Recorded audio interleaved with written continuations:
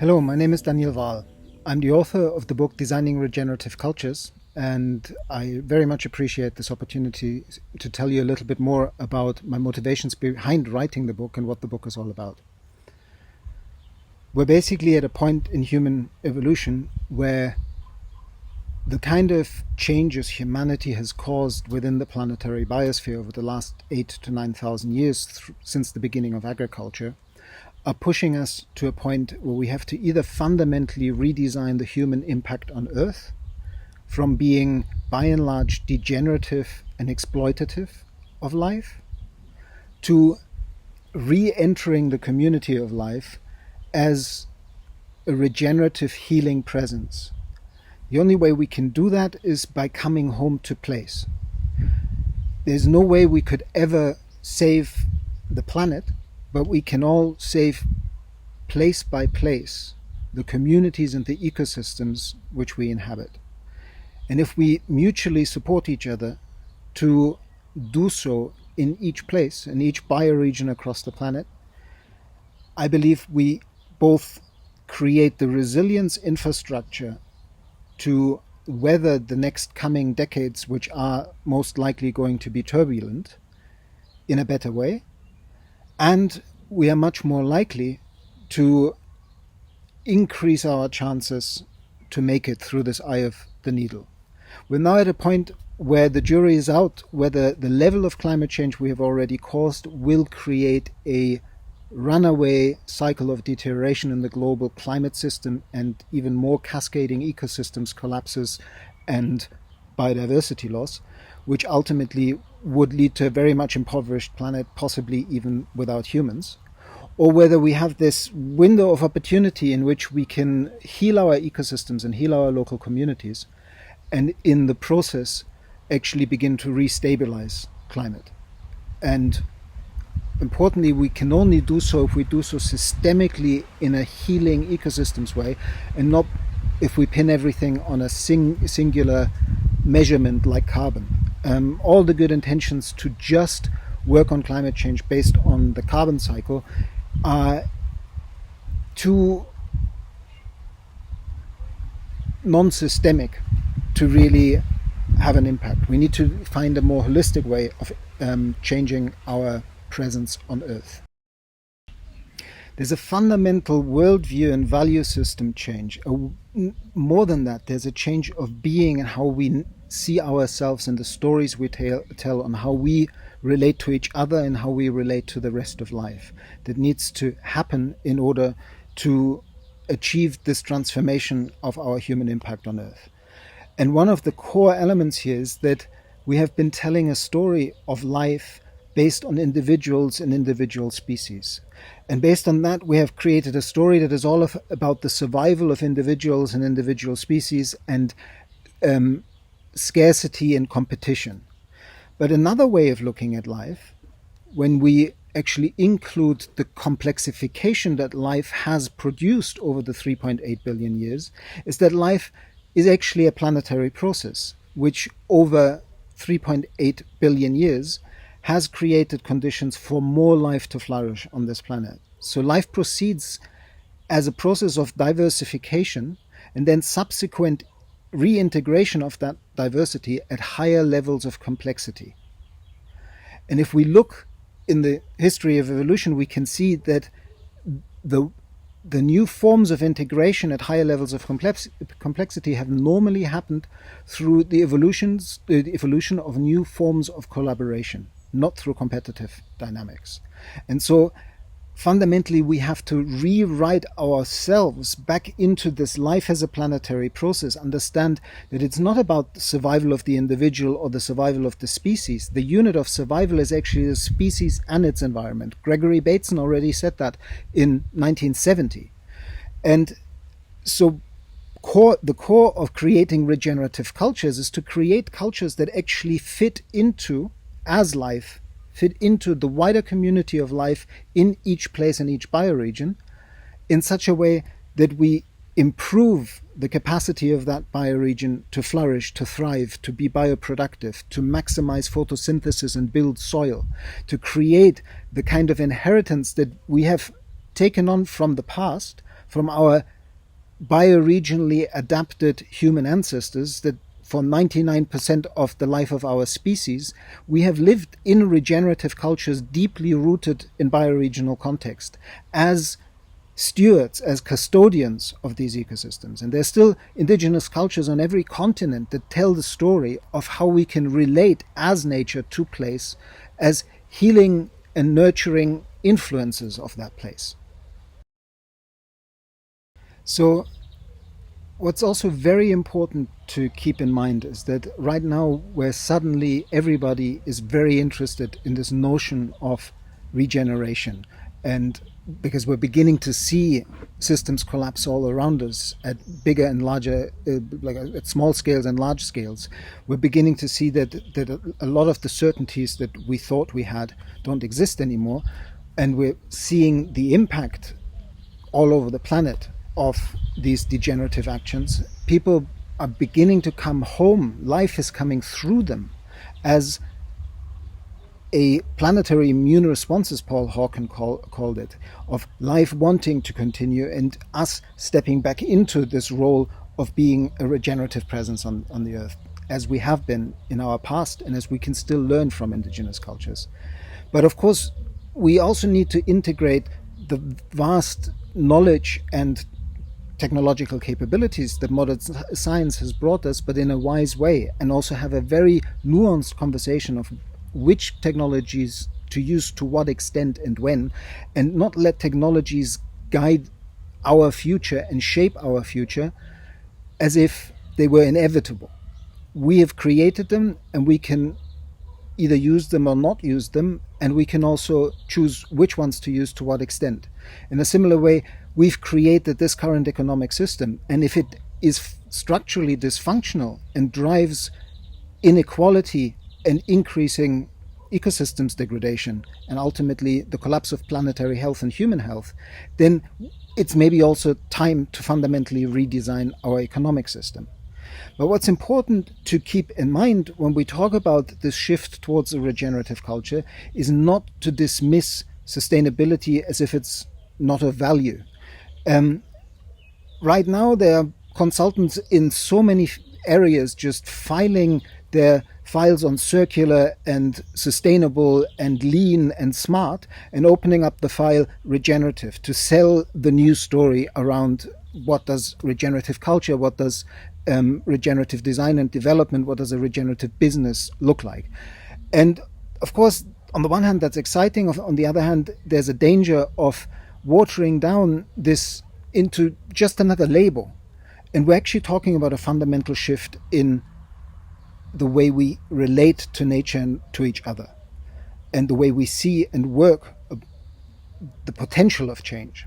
So this graphic is based on the work of Carol Sanford and Bill Reed and others in Regenesis Group, and also later Ethan Rowland, and then I expanded it a little bit further. So you can already see it's a collaborative evolving process, just as regeneration is a collaborative evolving process. And we can understand that by putting everything into relationship in this spectrum, we start a journey with conventional business as usual. Then we move on to doing things a little bit better, but still within the old mindset. And we're still in the old mindset when we maybe get to that point of not adding any more harm, being sustainable. As Bill McDonough, the architect, has put it, 100% less bad. But that's not good enough. We need to go beyond that. And we can go beyond it with large restorative processes, even with a UN decade on ecosystems restoration. But to do this work the way it needs to be done, we need to also change the interior system that guides us in how we create conditions conducive to life. So it's a shift away from only valuing the quantifiable and the data and big data and analysis through artificial intelligence. All of that might be to a certain extent helpful, but we need to go beyond that and pay attention to qualitative relationships that are not captured by these statistical, quantity-focused analysis methods. And we also need to do more than just being efficient and doing the things right. We need to be effective and do the right things. We need to be much more ethically guided about what we're doing, and not just technologically guided. And even our metaphors how often do we use metaphors that are referring to machines and more lately to computers and software when we talk about how we function, how our brain functions, how consciousness functions? Well, there's a massive difference in quality between living systems and dead engineered systems. And by using mechanistic metaphors, we begin to think of life as if it was just another mechanism, another technology. And so we need to shift towards more organic and organismic metaphors. And also our thinking has become so siloed through the specialization of academic disciplines and through our education system that we have a lot of experts who know a lot about a very narrow area, but don't know anymore how that relates to everything else. So we actually need to train ourselves as synthesists, as people who are synthesizing the existing knowledge that we've created into a coherent framework. And even beyond that, this deeper shift is a shift of, rather than doing things to nature, to reintegrate ourselves back into the natural systems. This is the most fundamental shift, that we understand that we are actually life, and that we have the capability to do what, as Janine Benyus has beautifully put it in her summary of one sentence of biomimicry: life creates conditions conducive to life. And we, as human beings, as life, can create conditions conducive to life. And really, ultimately, that step is what's behind moving into being regenerative. It's stepping back into the flow of life itself. It means that we're less focused on the designs, the architecture, the bioregions, the regional plans that we create. We see them as stepping stones along the way, but what we're actually focused on is the capacity of the system and of people in place, of individuals and communities and places themselves, to manifest their highest potential. In many ways, we can redefine life as a nested regenerative community. From the local to the regional to the global, life is fractally interconnected. What you do locally affects the bioregion. What happens in the bioregion affects the biosphere. And the very process of life, based on the Santiago theory of cognition, is a process of relationship, is a process of taking identity and defining self and world in an act of relating. So all life is ultimately taking place in this dynamic tension between being for oneself on the one hand, and also being as part of a larger whole.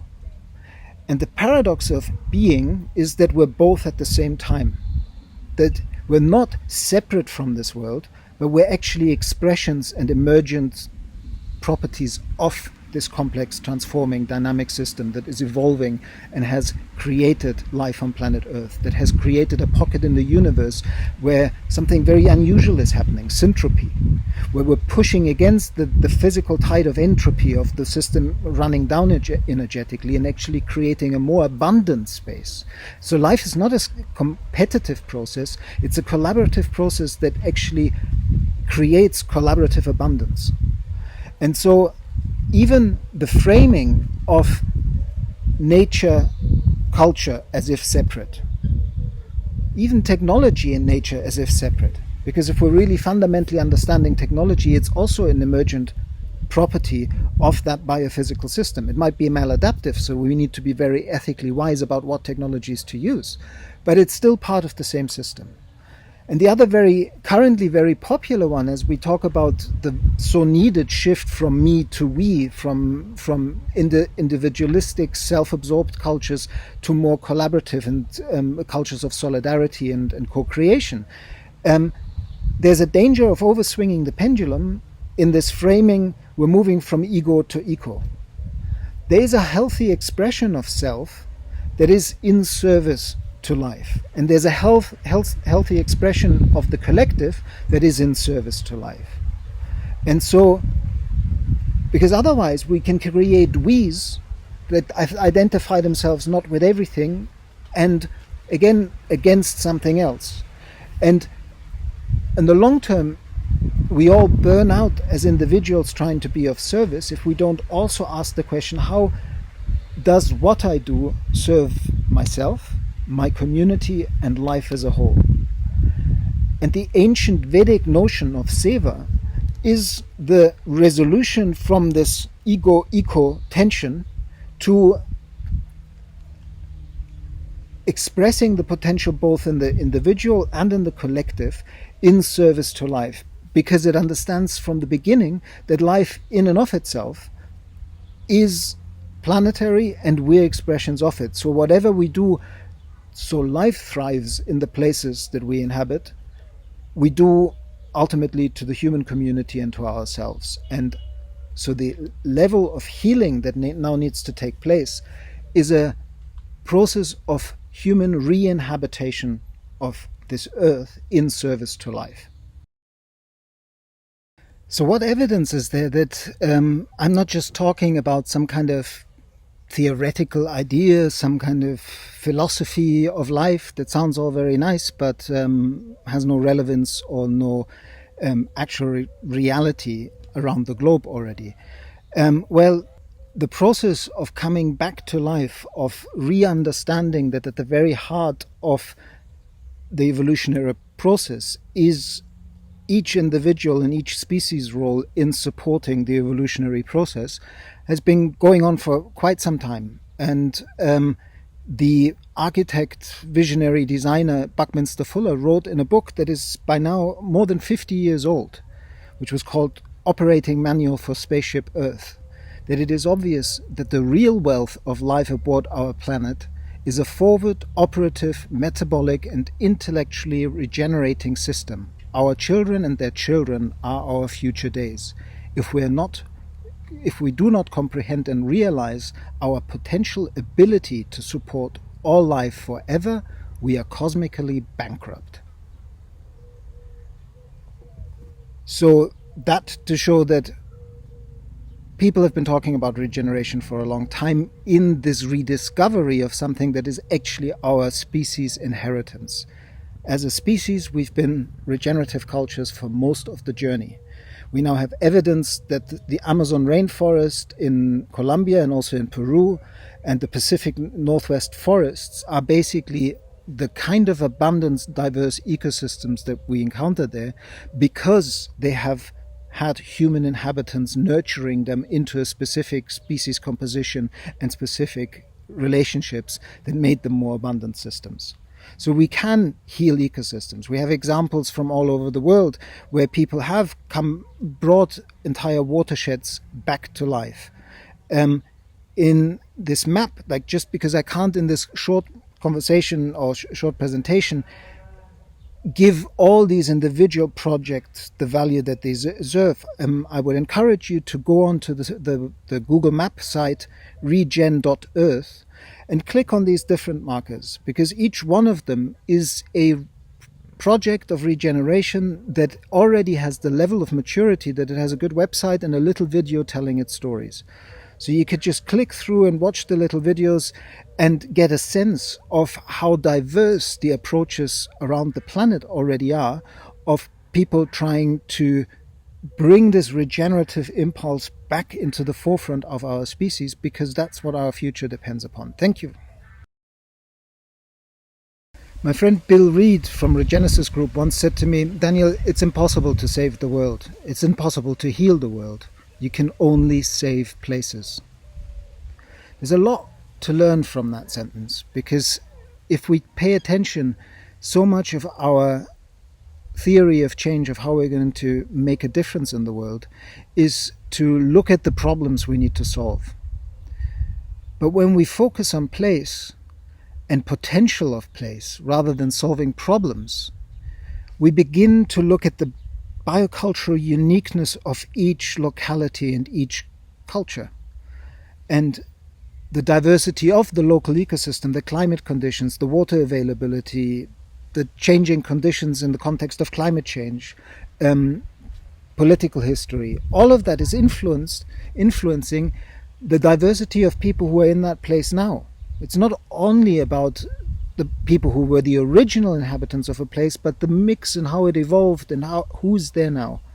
And then to work from that potential to see how we can, at that scale of the regional context or the place, the focus of a community project, re-inhabit and heal the situation, heal the local ecosystem, heal the local community cohesion through specific projects that are actually place sourced, that come out of the uniqueness of each place. It's a very different approach. And if you close your eyes and you imagine the national boundaries of the maps that we're so used to, with the straight lines that were drawn by the ruler of a ruler, and then you look at this beautiful map of the world's ecosystems that Robert Zooks has created, you see that Wendell Berry had a point when he said that there are no unsacred places on earth. There are only sacred places and desecrated places. And we have broken the sacred loop, or hoop, as native and indigenous wisdom calls it, between us and the wider community of life. We have broken the agreement that, as Aldo Leopold put it in the San County Almanac in his ecological ethic, then that a thing is right if it protects and improves the health and resilience and the vitality of the biotic, of the living community. It is wrong if it does otherwise. And if we want to come back, if we really want to take this concept of re-inhabitation seriously, then we need to come back to a biophysical reality. And that biophysical reality are our watersheds and the bioregions, the ecosystem context we inhabit. So we're really looking at a process of celebrating the positive effects of a global aware culture and global collaboration, but in the context of re-regionalization, of coming home to place and region. And also the whole talk about circular economy only really makes ecosystemic sense when we bring production and consumption back to the level of the bioregion, because then we really start not having these incredibly high impacts that come from shipping unnecessary things all over the planet.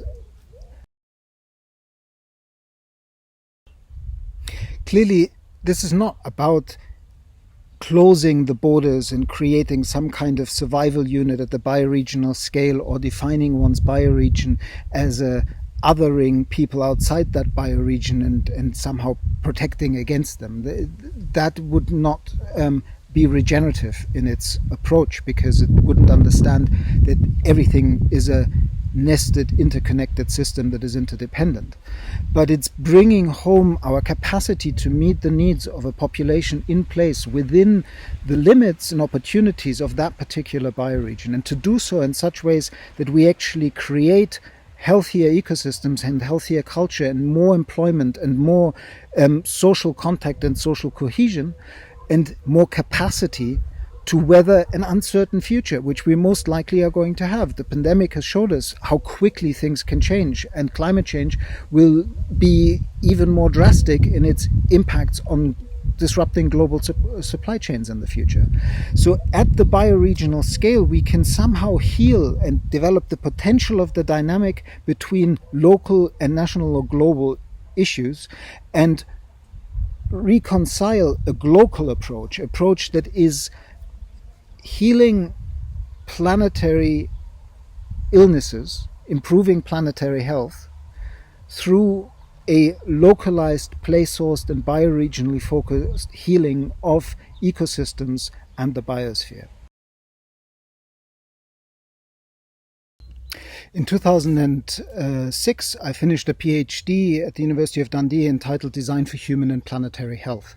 And in that PhD, I went into a lot of detail of how to redesign our methods of production and consumption, the way we house ourselves, the way we feed ourselves, all of that at the bioregional scale. And I developed an early version of this graphic, which is from my book, and also in Designing Regenerative Cultures. I will take you step by step through these different levels, from green chemistry to product design to architecture to community design, industrial ecology, urban planning. And notice how all these scales are integrated at the bioregional scale. And then there's national and international collaboration between bioregions. So please, for more detail on this part, take a look at my book.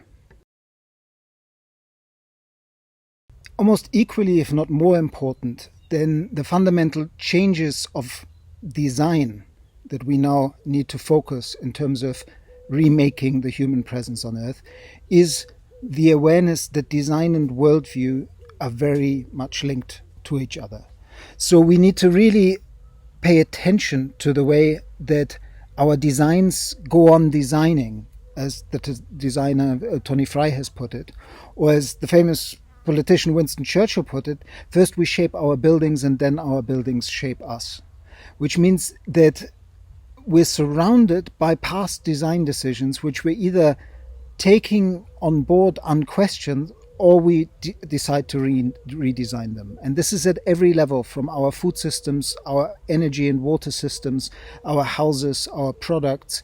And the redesign that could be regenerative once we focus it on staying within planetary boundaries by staying within bioregional boundaries and enabling it through bioregional collaboration is if we focus this redesign on the bioregional scale.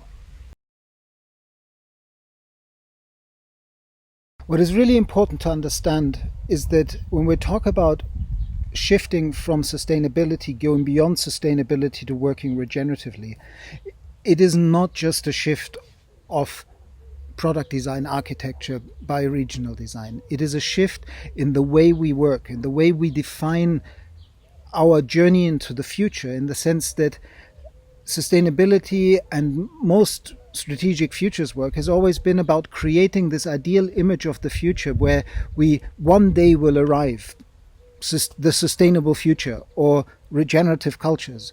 But actually, we need to rethink that and understand that this is a continuous process of evolution of which we are part, and we will never arrive because the context will continuously shift and every solution will have to be questioned in order to stay appropriate in the context as the context shifts. That's why in my book I focus so much on questions rather than answers. There are 250 questions in my book, and I believe that living these questions in place with each other, trying to find place-sourced solutions, or even better, trying to reveal place-sourced potential through collaboration at the bioregional and local scale, but also through collaboration with people in other places in order to address the impact of past colonial wrongdoings, is the pathway to creating both a healthier planet and better well-being for all of humanity and all of life by creating diverse regenerative cultures as expressions of place. Very importantly, regenerative cultures have to be plural, they can't be singular. There's no one regenerative culture that we can export and scale up around the planet. They are place-sourced cultures of healing places, of being good custodians of place.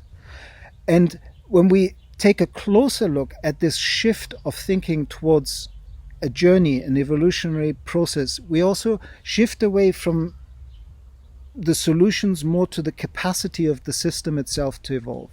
And on all scales, of individuals in that system, of communities, of our work teams, what we're actually working on when we work regeneratively is working on capacity, on creating capacity to respond creatively to change, which is the basic evolutionary capacity. And this last slide summarizes some of the wisdom of people who have been working in this new way of working for a very long time. Carol Sanford is one of the leaders in regenerative development, and many of the people working around the globe on this approach have learned from her. And she proposes 7 foundational principles of the regenerative approach, which I can't go into a lot of detail, but basically they offer us an invitation to really work from dynamic wholeness rather than additive wholes of sum and parts. They invite us to shift away from working with problems to working with potential. They look at essence or uniqueness, the unique contribution of each individual, each team, and each community, and each place, and how we can bring that essence out in service to the wider nested wholeness. They focus on development and capacity building. They try to do systems aikido or acupuncture interventions in the system at nodes where the system is interconnected. And importantly, what we're trying to do as we build regional capacity to work regeneratively is we're trying to build a field between practitioners who are on this path in order to strengthen and invite more people into that field. Bill Reed has put this into a more dynamic context of basically ways of working regeneratively that are, to summarize one last time the same principles, is we work with wholes as conscious participants. We're not outsiders of this wholes. We understand that what the changes that happen with the context we're affecting also will affect us, that loop between design and worldview. We're manifesting the inherent potential of specificity of the local place, the local people, of individuals, not trying to solve abstract problems and then once we have a solution try to find ways to scale up that solution or import it to other places. It's not a copy-paste of best practice example. It's a developing the capability of people in place to be evolutionary. And finally, it's about building a field of collaboration where we work not just with the human community, but with the wider ecosystemic community to try to humbly influence the local ecosystem in ways that are regenerative. Syntropic agriculture and regenerative agriculture, certain practices of ecosystems restoration are part of that. But we're also talking about social regeneration and the regeneration of regional, bioregional economies where we generate new jobs because we're bringing production and consumption back home, where we create opportunities to keep people employed through ecosystems restoration, where we celebrate local identity and basically understand that the diversity of human cultures is part of life's diversity. And just as life can only evolve if we maintain the biodiversity of ecosystems, we as life are dependent in our creative responses to a turbulent future on the diversity of cultures that are living around the planet and on integrating them back into place, on re-inhabiting the bioregions that bring us forth. The fundamental change is really a change of understanding that we belong to the earth. The earth does not belong to us. The places we inhabit will be there long after we're gone, after we've turned into compost and fed the cycle of life again. So if we begin to understand ourselves as creative expressions of the places we inhabit, if we create communities and cultures that celebrate that, but not in opposition to other, in interbeing with all other communities and cultures on the planet that also do the same, then we have a chance to create a regenerative human presence on Earth and create truly regenerative cultures in every place. Thank you so much.